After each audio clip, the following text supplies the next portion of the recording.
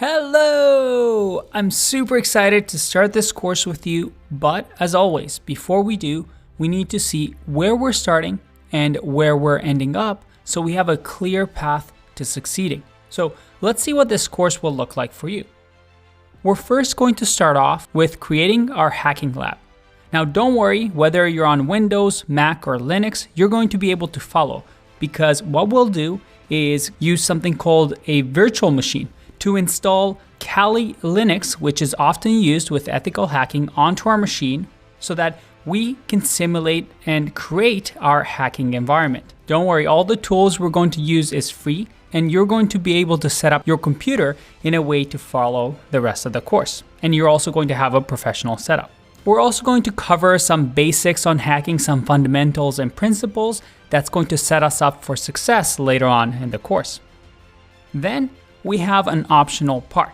For those that really want to get into programming as well and possibly programming some of our projects later on in the course, we're going to teach you Python from scratch, or if you know Python already, as a refresher, so that you can also learn an extra pair of skill set for some harder projects that we have in the course. Then we get into the fun part. And the first step we're going to dive into after we have our hacking lab and some of our programming skills sharp is reconnaissance.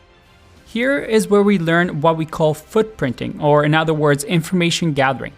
Once we choose our target, our first task is to gain as much information about the target as possible.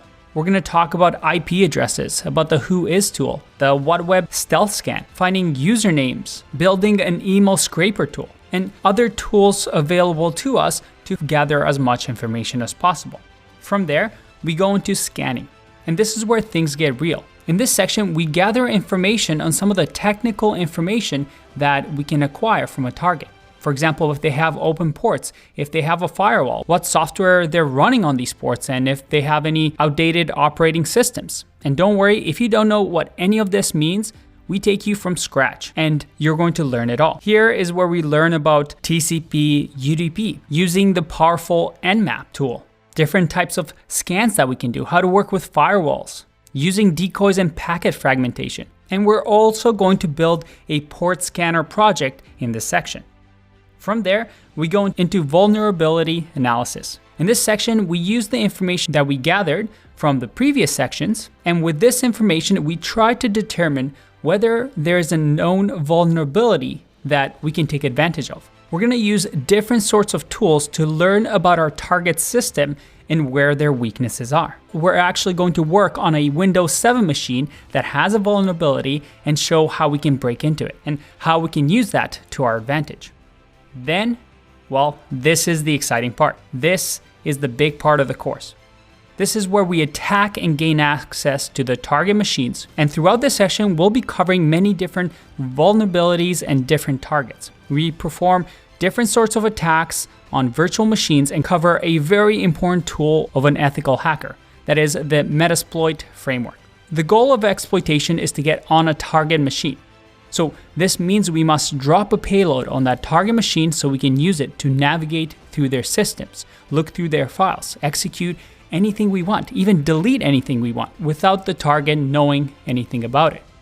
We'll learn to create our own viruses and Trojans that we can deliver to the target, whether through an email or through a USB.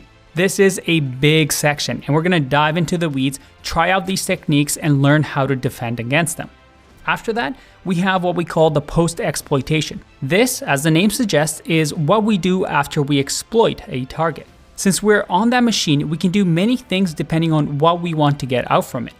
At the end, after we do all the things we wanted by exploiting the target, we want to make sure we cover our tracks by deleting any event logs or deleting any evidence that we were ever on that machine. We're going to learn lots of things here, such as creating persistence on a target machine and even creating a backdoor in one of our projects.